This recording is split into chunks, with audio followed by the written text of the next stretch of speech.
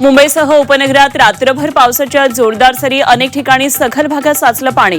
वर्सोवा, मरोळ, ओशिवारासह पवईत 100 मिलीमीटरहून अधिक पावसाची नोंद. ठाण्यात मध्यरात्री मुसळधार पाऊस, 4 तासात शहरात 98 मिलीमीटर पावसाची नोंद. विजांच्या कडकडाटासह पावसाची तुफान बॅटिंग.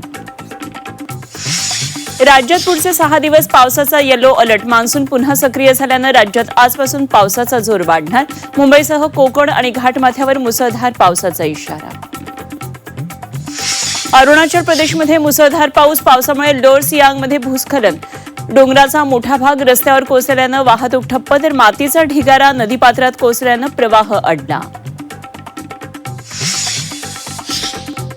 टीईटी पेपरफुटीमागे राष्ट्रीय रॅकेटचा संशय. तपासात दिल्ली, आग्र्यातल्या दोघांची नावं समोर, तर 3 आरोपींना भिवंडी कोर्टाकडून 6 जुलैपर्यंत पोलीस कोठडी. विधिमंडळ पावसाळी अधिवेशनाचा आजपासून दुसरा आठवडा. टीईटी पेपरफुटीसह विविध मुद्द्यांवरून अधिवेशन वादळी होण्याची शक्यता. धाराशीमध्ये ओमराजेंचा समाचार घेतल्यानंतर उद्धव ठाकरे साईंच्या शिर्डीत. बंडखोर खासदार भाऊसाहेब वागचौरेंवर काय बोलणार याकडे लक्ष.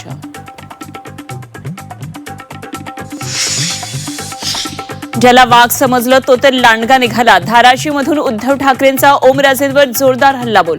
गद्दारीचा डाग कसा पुसणार, उद्धव ठाकरेंचा फुटीर खासदारांना सवाल.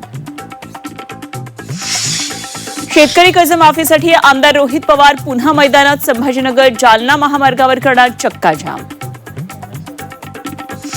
नसरापूर बलात्कार आणि हत्या प्रकरणाचा आज निकाल. दोषी नराधम भीमराव कांबळेला फाशी की जन्मठेप. कोर्टाच्या निकालाकडे राज्याचं लक्ष. केतन अग्रवाल हत्या प्रकरणातील आरोपी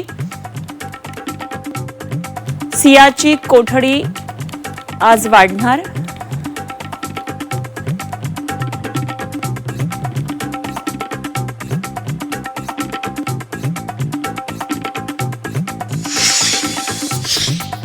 बीडमधल्या विलास घुले हत्या प्रकरणात 10व्या आरोपीला एसआयटीकडून अटक.